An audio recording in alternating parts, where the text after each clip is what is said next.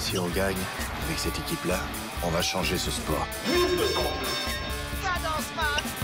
Essaie de Christian Domenici, c'est un génie. Trace la glace, c'est le Bogman. Vous êtes l'équipe la plus nulle que j'ai jamais entraînée. Pas ça, Zinedine. Je vais devenir la meilleure. Comme ça, je pourrais changer les choses. Souvenez-vous, on marque pas avec ses pieds, on marque avec ses couilles.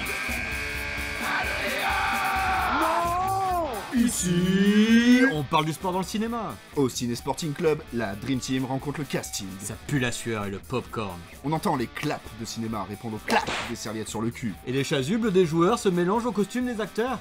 Poussez la porte des vestiaires du Ciné Sporting Club le temps d'une causerie. Et découvrez les rapports plus ou moins étroits entre le sport et le 7e art. Bonjour à toutes et à tous et bienvenue au Ciné Sporting Club. Bonjour Romain. Bonjour Fabien, et bonjour à toutes et à tous. Alors Michel Audiard a dit « Les gens qui n'aiment pas le vélo nous ennuient, même quand ils n'en parlent pas ». En tant qu'accessoire, le vélo est très présent dans le cinéma. Dès qu'une bande de gamins cherche la liberté et l'indépendance, par exemple, pour permettre à un extraterrestre de s'échapper, ou qu'un réalisateur souhaite présenter son héros du prolétariat, on trouve une bicyclette. Me soulier, mon vélo Oh putain.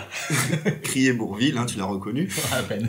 Et c'est un facteur en vélocipède qui rafle tous les records du box-office français avec Danny Boone dans Bienvenue chez les Ch'tis. Le vélo est même sur l'affiche. Et oui. En revanche, dans sa forme sportive, le cyclisme se fait un peu plus discret. Pourtant, la discipline a ses atouts. Le goût de l'effort et du risque, de la passion et de la résilience, de la technique alliée à de la vitesse, le tout dans des cadres qui peuvent être variés partout dans le monde. Ajoutez à ça que c'est un excellent sport de type ascenseur social, où l'on distingue bien les visages et les corps des protagonistes. En fait, on a LE sport cinématographique par excellence. Donc avis aux rouleurs, sprinteurs, baroudeurs, grimpeurs, riders, on gonfle les pneus, on règle les braquets. Et on n'oublie surtout pas la selle. Oui, surtout pas. Et on vous lance le départ réel de la 14e étape du Ciné Sporting Club, mise en selle. Attention, ce film n'est pas un film sur le cyclisme. Merci de votre compréhension. Pour parler des films sur le cyclisme, comme à notre habitude, nous allons le faire à travers quelques œuvres qui, à nos yeux, s'échappent du peloton. Petit point sur l'étape en cours, avec le premier film dans l'échappée. Alors c'est le vélo de Ghislain Lambert, réalisé par Philippe Harel, mais coécrit avec Poulvord et Olivier Dazat, qui est historien du vélo. Alors voilà un petit film de sport comme on les aime. On peut y découvrir un sport, une époque, mais aussi les dessous de la compétition et tous les travers qui en découlent. Ghislain Lambert est né avec 8 minutes d'écart sur le grand coureur Eddy Merckx, et il a la même ambition, mais pas le talent. Alors, parmi les coureurs d'une équipe cycliste, il fait partie de ce qu'on appelle les porteurs d'eau, tu vois. C'est ceux qui travaillent dans l'ombre, qui permettent aux leaders, en fait, de briller. On est dans une comédie légèrement nostalgique et douce amère, qui dépeint et critique subtilement le cyclisme et sa professionnalisation galopante dans les années 70. Et au cœur de cette époque, on y suit donc un Lambert qui est naïf, un peu idiot, quoi, à l'hygiène de vie, pas irréprochable, et superbement interprété par Benoît Poulvord, qui est finalement victime des travers de la victoire à tout prix, quoi. La tricherie, le dopage, bien sûr, les magouilles. Ouais, tout est abordé, quoi. Oui, là, ça cache rien. Et en même temps, on n'est pas non plus dans le dévoilement d'un scandale tonitruant, tu sais, comme on a eu dans The Programme, dont on a parlé. Donc là, il n'y a pas de sensationnalisme. On est juste dans la médiocrité ordinaire, quoi, qui est présentée avec humour et dérision. D'ailleurs, Poulvord, il a pas mal pédalé pour le tournage, et il a même donné de sa personne, parce que lors d'une prise de vélo, où il est sur un vélo, il doit s'appuyer sur une voiture en roulant. Il se rate et il tombe lourdement, mais vraiment comme voilà. Et d'ailleurs, c'est documenté. Si vous êtes curieux, vous pouvez le retrouver sur YouTube. Donc un grand bravo à l'ambiance et à la photo du film qui nous plonge parfaitement dans l'époque. Alors avec ses maillots et les vélos rétro, la petite casquette relevée. Exactement. Alors tu sais que moi j'adore ça. On en a un de vélo rétro là sous les yeux. Tout ce qui est la caravane du Tour, les voitures publicitaires, tout ça. Donc bon, comme quoi il y a pas de secret quand on s'entoure d'experts. Donc ici je l'ai dit, un historien du sport. On peut même se permettre de créer des équipes et des personnages fictifs au cœur du peloton, et nous, en tant que spectateurs, on y croit, quoi. Donc vous l'aurez compris, peut-être un des meilleurs films sur le cyclisme, et que je recommande, et pas juste aux amateurs de vélo. C'est clair. Alors, toujours dans cette échappée, juste derrière, en léchant sa roue, un autre film. Oui, alors je vais parler de La Bande des Quatre, alors qui est plus connu sous le nom de Breaking Away. Oui. C'est un film de 1979 d'un certain Peter Yates, qui a réalisé entre autres Bullitt, dont on a parlé dans l'épisode précédent sur les cascadeurs. Exact. Alors ce film, vous le connaissez peut-être pas, mais il peut être considéré par certains comme culte dans le genre. Alors il n'a pas eu de succès en France à l'époque, avec une promo quasi inexistante, malgré la bonne critique et son palmarès, parce qu'il a quand même eu l'Oscar du meilleur scénario. Alors il s'agit plus ou moins d'un teen movie, en tout cas un précurseur en la matière, puisqu'il annonce le développement de ce genre qui va s'épanouir dans les décennies 80 et 90. Ouais. Alors si le terme teen movies peut faire peur, méprenez-vous, c'est un film beaucoup plus intelligent qu'on pourrait le pressentir. On gagne pas l'Oscar du meilleur scénar comme ça. Donc la jeunesse, l'insouciance et surtout la question du passage à l'âge adulte, ils sont très bien traités. On y suit en effet un groupe de jeunes sortis du lycée et issus de classes ouvrières dans l'Indiana en quête d'un avenir meilleur. L'université leur semble inaccessible et la partager avec des riches les effraie. Tout comme entrer dans le monde du travail d'ailleurs. Bref, c'est une jolie bande d'indolents, pas pressés d'entrer dans la vie active, quoi. L'un d'eux, Dave, rêve de devenir un cycliste professionnel, mais les obstacles sont nombreux. Dave, celui des quatre qu'on suit le plus pendant le film, est obsédé par le cyclisme, l'Italie et plus particulièrement le cyclisme italien. Oui.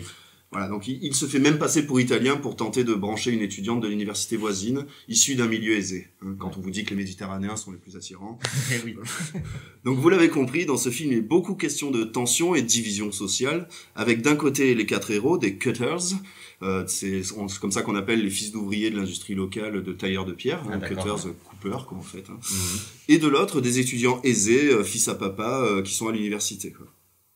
Le vélo, donc, dans le film, il est vu comme une porte de sortie, finalement, ou du moins une passerelle entre les deux milieux sociaux bien opposés. C'est une chose qu'on voit souvent dans la Oui, d'ailleurs, voilà, ça c'est clair.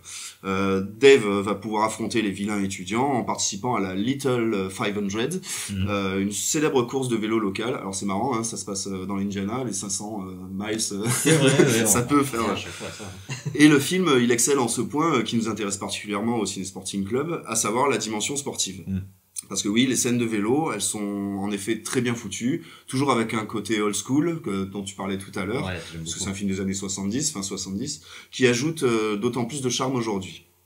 Dave, sur son vélo, imite souvent le style de ses idoles italiens lorsqu'il arpente les routes de campagne en s'imaginant dans des courses. Alors dans une scène d'ailleurs assez impressionnante d'entraînement, Dave poursuit un semi-remorque sur l'autoroute, profitant un maximum de l'effet d'aspiration et atteignant une vitesse folle et exaltante pour notre fort Rital.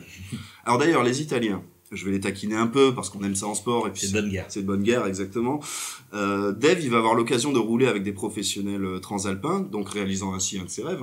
Sauf que il a visiblement sauté un chapitre important dans le manuel du sportif italien, car ses héros vont se révéler être plutôt cruels et tricheurs. Oh, mais non. Allant même saboter son vélo par jalousie. Okay. Vilain italien. Le point culminant du film, c'est bien sûr la Little 500, la course finale. Alors la scène d'ailleurs dure plus de 20 minutes. Enfin une grosse scène de sport. Voilà, c'est un bon gros morceau. Et donc Dave et ses amis, ils y affrontent entre autres les méchants étudiants riches dont je vous parlais tout à l'heure. Donc Dave, il va ainsi pouvoir prouver à travers sa stratégie et son talent que la persévérance paie en cyclisme plus que l'argent finalement. Alors la scène est filmée avec beaucoup de rythme, des angles et des mouvements de caméra très dynamiques, des manœuvres très réalistes, ce qui ajoute encore plus à la tension croissante de la scène. Alors cette scène finale, elle est aussi l'occasion de représenter justement la lutte, mais aussi la réconciliation des classes sociales autour d'une même passion, autour du sport finalement. Donc pour conclure, Breaking Away, enfin La Bande des Quatre, est un bon teen movie, intelligent, avec de nombreux sujets abordés autour d'une passion. Ce n'est pas un film sur le vélo, mais le cyclisme centralise tous les thèmes du film, à savoir l'insouciance de la jeunesse, l'amitié, l'amour, la passion, la quête de reconnaissance, mais surtout les divisions et les ascensions sociales. Alors comme ça, vous aussi, vous êtes dans le vélo? Non, pas dans les vélos, sur le vélo. Bon, on y va? Nouveau point sur l'étape en cours. Alors en tête de peloton, nous retrouvons... Rad. Alors R.A.D., un film de 1986 de Hal Needham. Alors, avant de parler du film en lui-même, on va s'arrêter un peu sur la carrière de ce réalisateur, car elle boucle des boucles avec pas mal de choses qu'on avait évoquées précédemment dans les épisodes. C'est la grande boucle, quoi. C'est la grande boucle, voilà, on fait même plus exprès. Needham a débuté à Hollywood dans les années 60 comme cascadeur. Donc allez voir l'épisode 13 où on parle de ça. Oui. Et notamment dans un film dont tu as parlé, Romain, la grande course autour du monde. Ah, oui. Et là, on fait référence à l'épisode 6 Moteur. sur les voitures. Alors, il faut savoir qu'on parle en fait d'une légende outre-Atlantique, qui avait même un jouet pour enfants à son nom. Alors ça s'appelait le Hal Needham Western Movie Stunt Set. Et ça représentait en fait un petit plateau de films de western avec des figurines de Needham que tu pouvais faire passer à travers la rambarde comme sur un tournage, et le tout entouré avec des petites caméras. C'est énorme, voilà. Ouais, donc, je le veux ce jeu. Ouais. Alors il est coté maintenant pour le trouver. Oui, voilà. Donc après quelques piges d'acteurs, comme beaucoup, on l'a vu aussi de cascadeurs qui essayaient ça, et ben il s'essaye rapidement à la réalisation avec pas mal de films, alors plus ou moins réussis, mais pour ce qui nous concerne, il y avait Stroker Ace ou L'équipé du Cannonball par exemple. Alors c'est tous les deux des films avec Burt Reynolds en tête d'affiche, et tous les deux sur la course auto. Voilà. Et comme quoi, même quand je veux pas en parler de la bagnole, c'est la bagnole qui me rattrape. On y revient toujours, quoi. J'y peux rien. Needham passera ses dernières années à tenter de battre le record du monde de vitesse sur Terre et à diriger son équipe de NASCAR. Vraiment, j'y suis pour rien. Ouais. Bon, on revient à Rad quand même. Alors l'histoire de Rad, donc déjà Rad, c'est Radical. Parce que voilà, c'est le nom un peu qui se donne. Donc Rad, c'est l'équipe de Crew Jones. C'est un jeune coureur de BMX qui rêve de gagner la course Hell Track avec à la clé $100,000 et une Chevrolet Corvette. Désolé encore. Voilà, à gagner. En fait, c'est un film de bagnole, quoi. Tu nous l'as caché. Oui, voilà, qui est caché. Alors bon, à l'époque, on s'embarrassait pas avec les conflits d'intérêts, bon, tu vas me dire maintenant aussi. Et l'organisateur de la course, donc la Hell Track, il possède lui-même une équipe de BMX, tu vois, alors tous bien avec des belles tenues, enfin c'est l'équipe des riches, tu vois, encore une fois, voilà. Et il va tout faire pour empêcher notre talentueux pilote de réussir. Alors bon, vous avez compris, c'est pas le scénario du siècle. Oui, c'est capillotracté et caricatural, parce que bon, mais au final, c'est un vrai bonbon des années 80. Voilà. Alors, c'est certain que ça ne parlera pas aux plus jeunes, quoique avec la hype des années 80 due à Stranger Things, voilà. Mais on parle d'un film sur un sport qui est très marginal à l'époque. Alors les cascades sont plutôt réussies, Alors, heureusement tu vas me dire avec un tel réalisateur, parce que c'est quand même la moindre des choses, et les scènes de sport sont omniprésentes pour rythmer un peu le film, qui roule un peu sur la chambre à air par moment. Chaque moment est un prétexte pour caser des figures de BMX, même le bal de promo, pour te dire, voilà, le fameux bal de promo des films américains. Alors, ce qui risque de causer de l'urticaire aux connaisseurs, c'est que le héros, donc Crew, il passe son temps à s'entraîner à faire du freestyle et du flat. Donc le flat, c'est pour faire des figures à l'arrêt avec son BMX. Tout ça pour participer à une course de vitesse, quoi. Oui, parce que la Hell Track est une course de vitesse. C'est pas du tout logique, quoi. Rien à voir.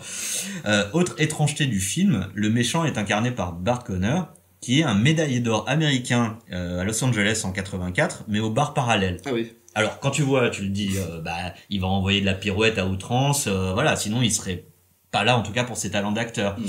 Bah non, pas du tout. Je crois que tout le film, il descend même pas une marche d'escalier, quoi. D'accord. Voilà. En même temps, entre la barre parallèle et le BMX, il y a un petit monde d'écart. Ouais, mais je sais pas pourquoi du coup il est là, voilà. Oui. Mais c'est pas le premier film non plus sur le BMX, Alors j'ai hésité avec le gang des BMX, BMX Bandits, qui était sorti quand même 3 ans plus tôt.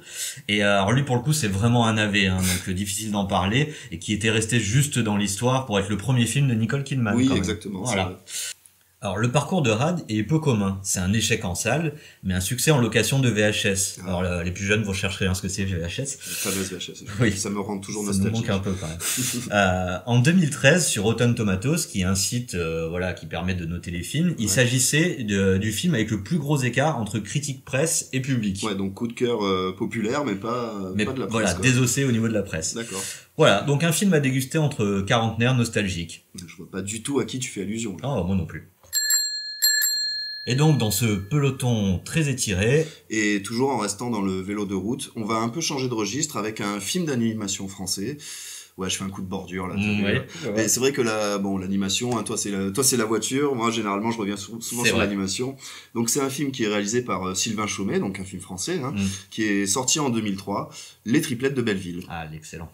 Nous sommes dans une France populaire des années 60 et l'histoire du film, dans l'histoire on suit Champion, oui c'est son prénom, un jeune garçon très mélancolique adopté par sa grand-mère, Madame Souza. En voulant sortir le jeune garçon de sa torpeur post-deuil, elle découvre que le vélo déclenche en lui une véritable passion. Elle va alors lui offrir un tricycle et à partir de là le voir grandir dans un monde qui gravite autour du cyclisme. Une fois jeune adulte, il ne fait que pédaler, même à la maison, pour faire tourner le tourne-disque de grand-mère Souza, etc. On voit sa mamie l'accompagner, faire de la mécanique et l'entraîner en le suivant sur les routes. Et elle est sur le tricycle, du coup, pour qu'il participe au Tour de France. Et il réalise son rêve et prend part à sa première grande boucle. Alors là, on a tous les éléments du Tour de France des années 60, c'est un véritable hommage. On a les véhicules, la caravane, la ferveur tout autour, le côté populaire et bien franchouillard, quoi. Mais pendant une étape, alors qu'il est en difficulté à l'arrière dans le col du fémur, oui, c'est le col du fémur dans le film, il se fait cueillir par la voiture balai qui est en fait conduite par des mafieux qui ont pour volonté de kidnapper des coureurs pour des courses clandestines aux États-Unis sur des genres de vélos d'appartement, quoi. Alors, Madame Souza, elle va donc devoir les pourchasser en traversant l'Atlantique, accompagnée de Bruno, son chien, et en pédalo, s'il vous plaît, donc on est toujours dans le thème de la pédale. Hein. Et une fois sur le nouveau continent, elle rencontre et sera aidée par les triplettes de Belleville, des vieilles dames qui autrefois étaient un trio de chanteuses. Alors Madame Souza va d'ailleurs intégrer le trio en jouant sur une roue de vélo, voilà, comme un xylophone, hein, en tapant sur les rayons, quoi.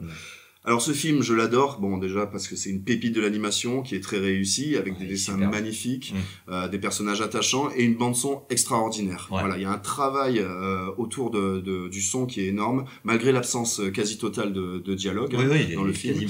Voilà, donc les environnements sonores, les bruitages des objets, c'est vraiment fabuleux. Et il nous emmène dans une vision extrêmement poétique, mais aussi satirique du vélo. Donc en effet, ce vélo qui sort l'enfant champion d'un deuil insurmontable et devient pour lui un moyen d'évasion, même une résurrection, un but de vie. Il va être également le lien indestructible qui va lier Champion et sa grand-mère, car leur relation est bâtie autour de cet univers, justement.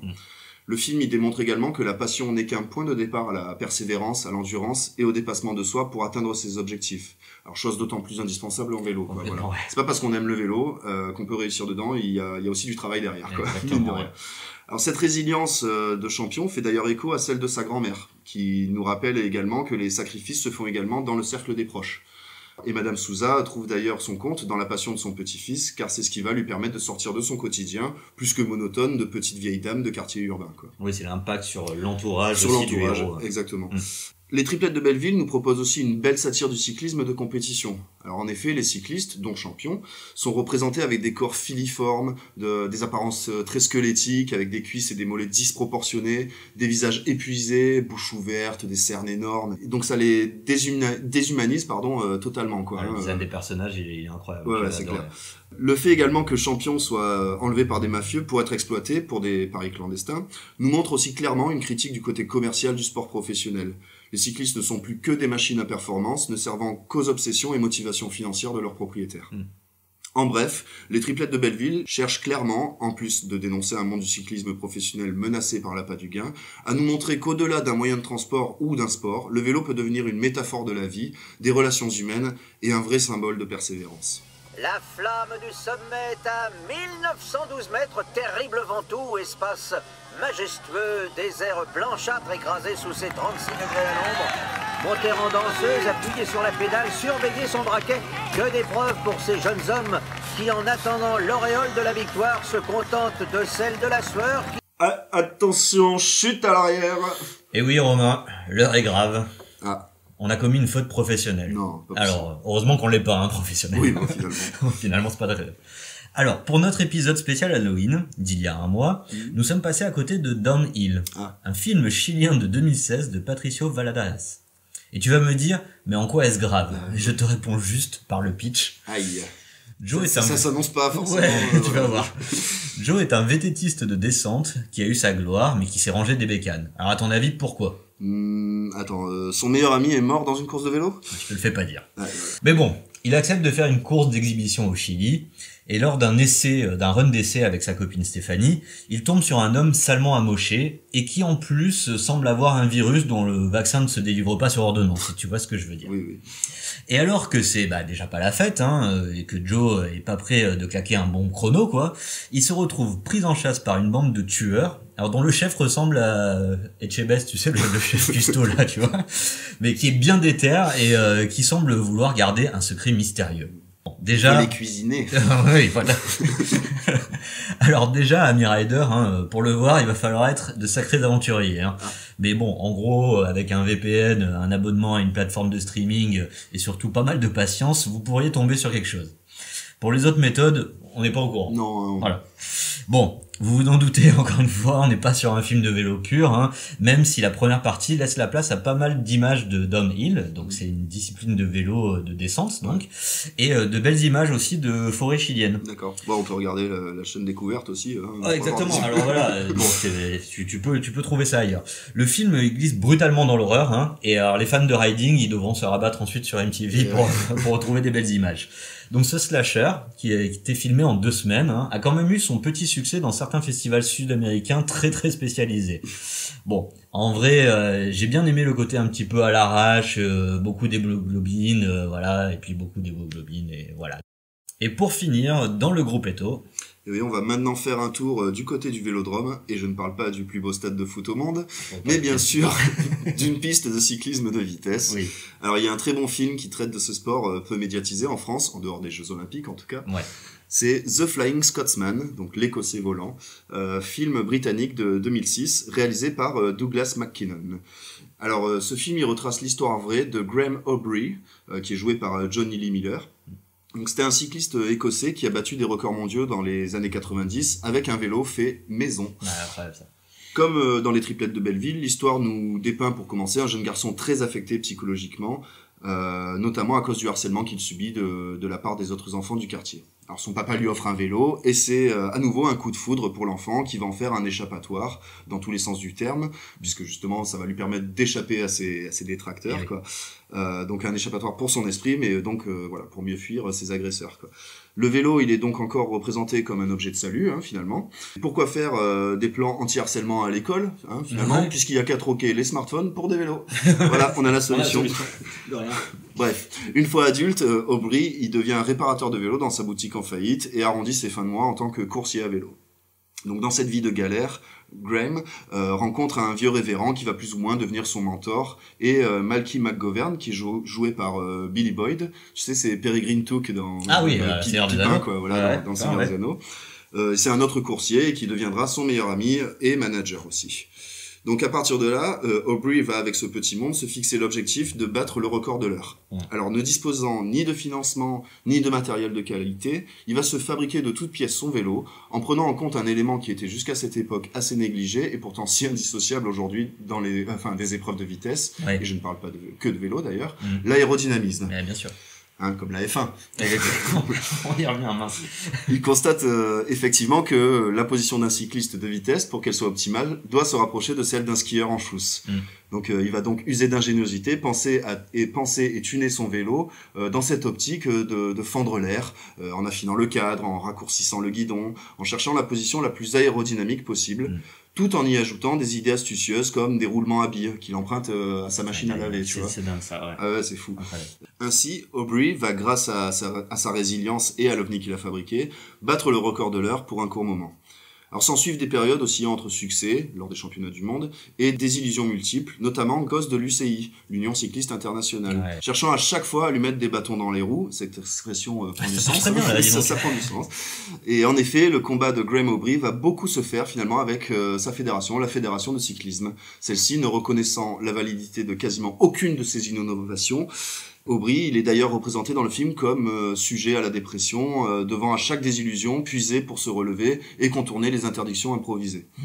C'est d'ailleurs une position claire du film, critiquer le système sportif professionnel et ses institutions à travers l'autorité de l'UCI. Cette dernière freine sans cesse la créativité, l'innovation, l'ingéniosité au nom de la tradition, de la conformité ou de la sécurité. Ça te fait penser à la FIA ? Non, à peine. C'est dans ce film qu'on apprend que Aubrey a inventé les positions tuck, donc c'est le buste posé sur le guidon pour son premier record, il a fait ça, et la position Superman sur un vélo, les bras posés vers l'avant, qu'on voit bien maintenant, qui a été par ça semble évident maintenant. Maintenant c'est évident, et c'est vrai que c'est que à partir de là, et donc par la suite ça a été adopté effectivement par de nombreux cyclistes. Beaucoup. Alors cette position, jugée trop dangereuse par l'UCI, elle a été interdite, malgré les nombreux records qui sont tombés en l'utilisant.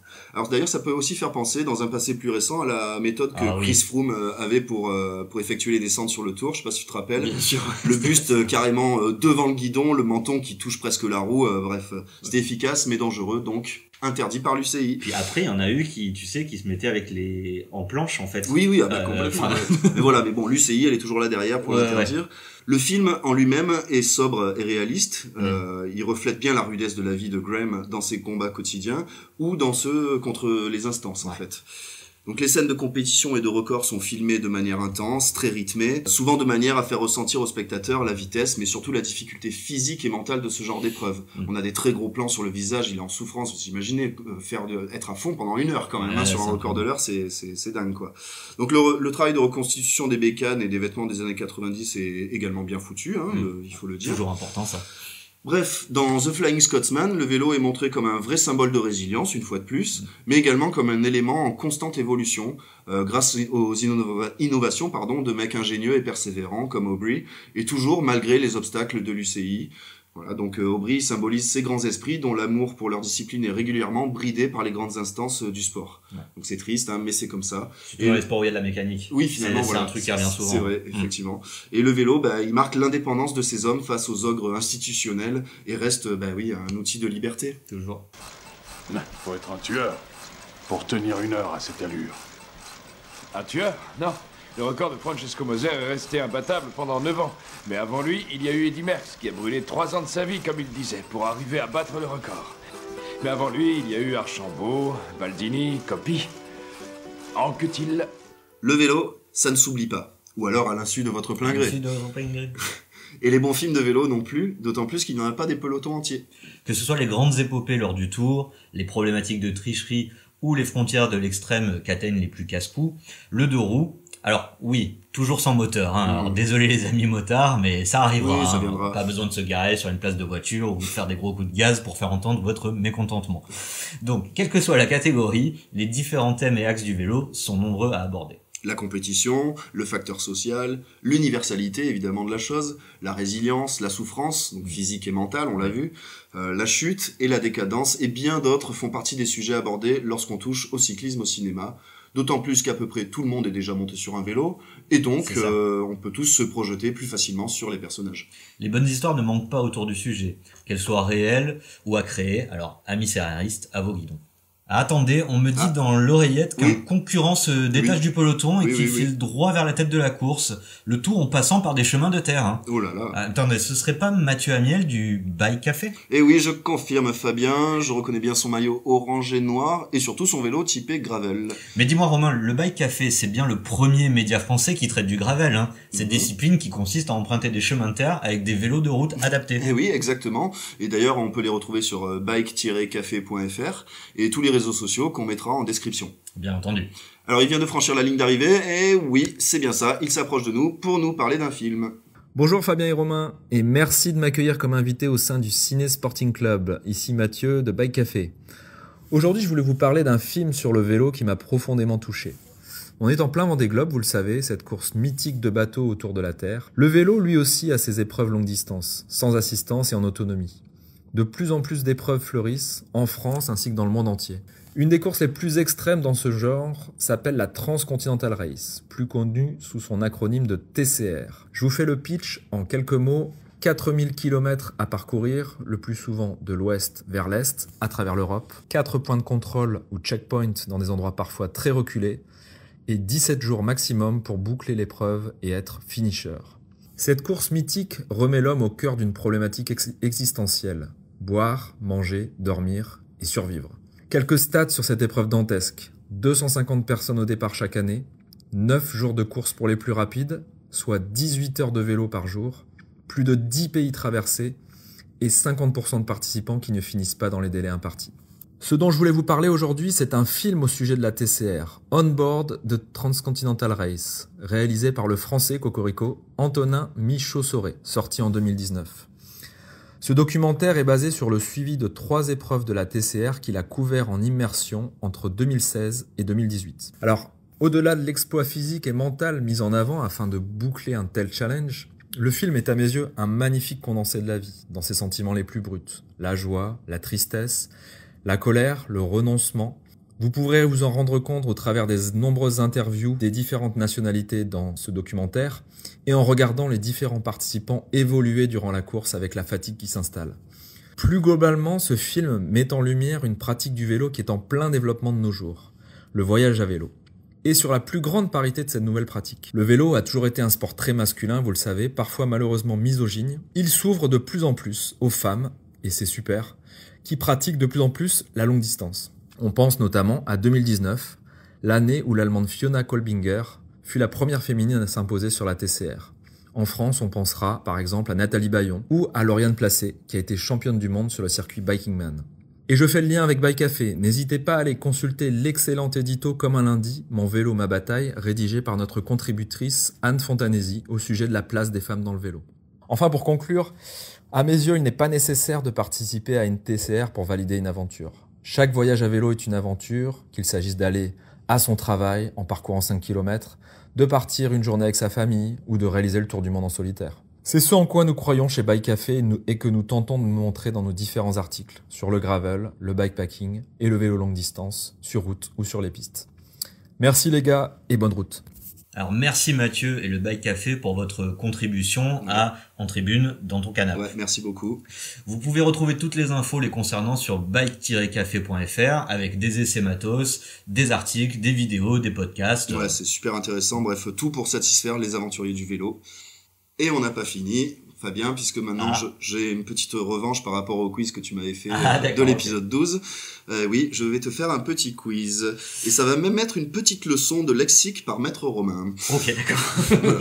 Alors, on est sur le lexique du cyclisme, voilà, mais aussi du cinéma, hein, d'accord. Ouais, donc, il va falloir que tu me répondes. Je vais te donner des mots ou des expressions, et tu vas me dire si c'est un terme qui appartient au cyclisme, ou au cinéma, ou les deux. Ou les deux. Ah, il y a les deux aussi. Oui, attention. Alors, bon, on va commencer simple. Le braquet. Bon, là, c'est le vélo. C'est le vélo, voilà. Bon, le braquet, c'est le rapport entre le nombre de dents du plateau et le nombre de dents du pignon. Je l'aurais pas dit aussi. L'amorce. Ah, l'amorce, c'est au ciné. Ah oui, tu vois ce que c'est, ouais. J'ai des souvenirs de quand on bossait dans un cinéma. Ah, bien vu. Oui, c'est l'amorce, c'est ce qui est collé avant la première image de la pellicule et après la dernière image de chaque bobine, voilà, de longueur normalisée. Elle comporte diverses indications utiles, comme le titre du film, etc. Bon, maintenant, ça se fait plus, vu qu'il n'y a plus de pellicule. Une autre époque. Gonflage. Ah, je tente les deux. Ouais, il y a peut-être un terme. Bon, le gonflage du pneu, tu auras compris. D'accord. Et en cinéma, c'est un tirage par agrandissement. Donc, on gonfle, par exemple, un négatif en Super 16 en positif 35 mm. C'est quand t'as une petite pellicule et que tu veux en négatif et que tu la mets sur une pellicule. C'est pas du tout gonfler les chiffres d'entrée, bah, par exemple, tu peux aussi. En invitant ses amis à le avant-première. Ok, d'accord, ça. Un ours. Ouais, peut-être ciné. Ouais, c'est cinéma. Alors là, j'y crois. Alors c'est ce qu'on appelle un ours, c'est un montage bout à bout des plans et des prises de vue qui est retenu dans les rushs en fait. C'est du bout à bout. Bon là, je connaissais pas, c'est au hasard, j'avoue. Voilà. Un raton. Il y en a beaucoup que tu vas dire au hasard, je pense. Relciné. Eh ben non, c'est un raton en cyclisme, c'est un coureur qui suit ses adversaires dans un groupe sans jamais participer au relais. C'est un enfoiré. Généralement, on l'aime pas trop celui-là. Ceux qui se font insulter un peu. Bah déjà raton, bon. Ça sentait pas. Un plateau. Ah bah là c'est les deux. Bah oui. Là ça va. Voilà, le plateau du vélo et le plateau de tournage évidemment. Mettre la flèche. Ça sent le vélo ça, non? Ouais, c'est le vélo, c'est quitter discrètement la course sur abandon au milieu de son déroulement sans s'arrêter pour attendre la voiture balai et sans rendre son dossard. Ah ok, d'accord. Voilà. Le dérayage. Ça sent le vélo aussi? Alors attention, je n'ai pas dit déraillage. Ah ouais. Déraillement. Déraillement, oui, ce serait plutôt déraillement. Déraillement, plutôt. Dérayage. Alors dérayage, non, bah du coup c'est quoi? C'est un truc du coup de c'est cinéma. C'est quoi? En fait c'est quand tu enlèves les rayures sur une pellicule. Ah oui, tout simplement. Voilà. Le cadre. Les deux. Bah, facile. Les deux. Le cadre du vélo et le cadre de la caméra, bien sûr. Flahut. Comment? Flahut. C'est du hollandais. Non, c'est pas mal. C'est pas mal, ouais. Ah bah, c'est de l'argot pour dire flamand. Voilà. Donc c'est un coureur à l'aise sur les classiques flandriennes, supportant le mauvais temps et les pavés, quoi. On dit un flahut. La chenille. Vélo. Eh ben non, c'est cinéma. La chenille, c'est assez compliqué. C'est une trace visuelle qui anticipe l'arrivée des sons analogiques. Oui. Voilà. La chenille est remplacée par l'incrustation du timecode dans l'image. Bon, bref. Ah ouais. Voiler. Alors vélo c'est sûr. C'est un verbe, le verbe voiler. Oui. Vélo sûr. Quand on voile la roue, bien sûr. Voilà, d'accord. Ouais. Non, c'est aussi le. Oui. Action volontaire ou non de soumettre la pellicule argentique à de la lumière en dehors des prises de vue. C'est faire un voile justement sur la pellicule. Les cocottes. Ça, c'est en vélo. Oui, c'est c'est en vélo, c'est ouais. les poignées, tu sais, qui permettent de freiner et de sûr. changer de braquet sur un vélo de route. J'étais sur le rugby, en fait. Allez, courage, on a presque fini. Allez. La gueuse. Vélo. Ah, ça sonne bien vélo, ouais. Mais non, c'est cinéma. Ah, bien joué. Alors c'est la masse de fer utilisée pour gueuser un pied de feuille de décor, un pied de projecteur ou un support de drapeau. Ah, oui, en gros, c'est pour l'empêcher. C'est un poids en fait, pour empêcher pour empêcher les pieds de tomber. La girafe. Ciné. Ouais, ciné. Bah, c'est l'autre nom pour la perche du micro en fait. Voilà. La meule. Vélo. Vélo, ouais, c'est le grand plateau, la meule en fait. Le plus grand. Voilà. Okay. Une américaine. Ça met dans les deux, non? En tirant un peu par les cheveux, ça peut être dans les deux. Parce que oui, l'américaine, c'est une épreuve de cyclisme sur piste, on l'a vu pendant les JO. Mais aussi, à pas confondre avec la nuit américaine en cinéma, qui est le procédé pour tourner une scène de nuit, mais en plein jour.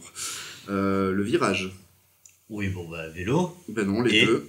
Ah, ouais, les deux. Parce que oui, le virage en vélo, et c'est un procédé de laboratoire qui donne une dominante particulière. Par exemple, un virage sépia, un virage bleuté. Ok. Voilà, c'est une teinte, en fait. Oui. Allez, encore deux. La chaudière. Bon, vélo. Vélo, ouais. La chaudière, c'est un coureur dopé ou à la réputation sulfureuse en la matière. Sympa. Voilà, donc on peut dire que Lance Armstrong est une chaudière. Une bonne chaudière. Voilà, une bonne chaudière, ouais. Et allez, pour finir et pour rire, un positif. Les deux. Ben oui, les deux. Donc bon, un positif en vélo, c'est une chaudière. C'est une chaudière. Et c'est aussi donc effectivement, c'est une épreuve obtenue par tirage d'un négatif. Forcément, tout ce qu'on tire en négatif devient positif. Merci beaucoup, Romain. Voilà, je t'en prie. T'es bien vengé. Vous avez bien donc appris votre lexique sur le vélo ou sur le cinéma. Je t'en prépare un pour le suivant là. Ah, vas-y. Arrivé de cette 14e étape, qu'on espère au sommet, en tout cas des écoutes. En tout cas, la montée a été difficile. Ça n'a pas été simple. On vous remercie encore de nous suivre et surtout continuer à nous suivre sur les réseaux sociaux. Vous les connaissez, Instagram, Facebook, TikTok et YouTube, etc. Et comme à chaque épisode, vous avez la petite question. Cette fois, c'est Romain qui vous la pose. Et oui, alors la petite question, elle va être simple. Quelle scène avec un vélo vous a particulièrement marqué? Oh, mon vélo! Bon, je crois que cette imitation terrible de Bourvil... c'est une chute après l'arrivée, ça. Voilà, elle va sonner le glas de cet épisode. Donc merci à tous et on se retrouve pour le 15e épisode et on va prendre un peu le large. Merci Fabien et à bientôt. Merci, à bientôt.